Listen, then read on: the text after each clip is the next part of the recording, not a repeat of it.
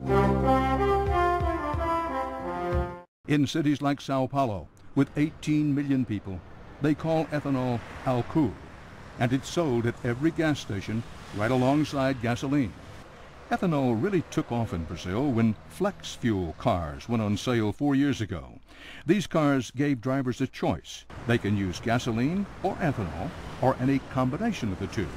Because ethanol is cheaper, the law of supply and demand took care of the rest.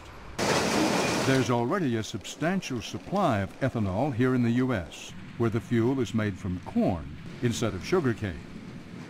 You might have noticed at your local gas station that some ethanol is already in the fuel. Here it's 10% ethanol. Oil companies add ethanol to gasoline because it boosts octane. But using ethanol only as an additive won't replace much foreign oil, unless Americans switch to what's called E85. 85% ethanol, 15% gasoline.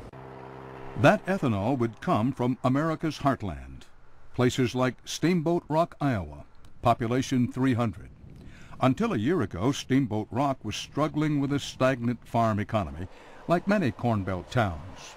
I felt like the farming community was pretty dormant, and I have a son that I would like to get back on the farm, and there just wasn't enough income to support 2 families. Mark Seward raises corn on a farm near Steamboat Rock. Even though there's a bumper crop most years, the price of corn stayed low. So he and some other area farmers looked for another use for their corn. They took a big gamble. They invested their life savings and convinced neighbors to do the same, to build a factory that would turn corn into ethanol.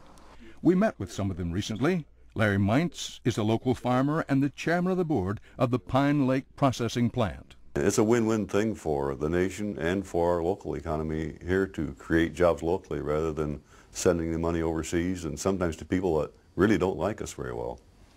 Pine Lake isn't unique. From New Jersey to California, about 300 ethanol plants are in operation or on the drawing boards. By 2012, the government expects processors to make 7.5 billion gallons of ethanol a year. That's really only a drop in the American oil bucket, since the country uses 140 billion gallons of gasoline a year. Red Cavanagh is the head of the American Petroleum Institute, the oil industry's trade association. What we don't want to do is overpromise to the American public what can be done with these alternative fuels and then underdeliver. Professor Daniel Kamen heads the Renewable Energy Lab at the Berkeley campus of the University of California, where he studies ethanol and other alternative fuels. Well, let's cut to the bottom line. Is ethanol the best available way to reduce our importation of oil? It is a good way. Ethanol provides a wonderful short-term option because we can use corn today to make it and have significant savings in terms of offsetting gasoline and modest savings on a greenhouse gas level. And the big plus is it's available today, so we could make this transition starting tomorrow if we wanted.